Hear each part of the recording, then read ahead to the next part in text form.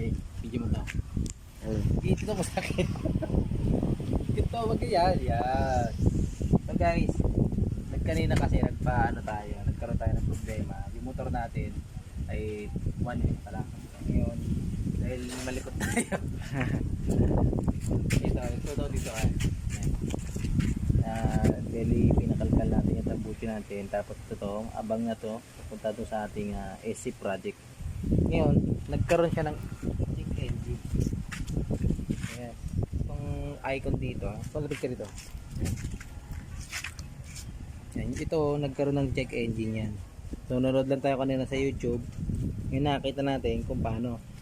Ngayon, ito yun. So, number 1 na giging problema ito. Yung ating oxygen sensor. Okay. So,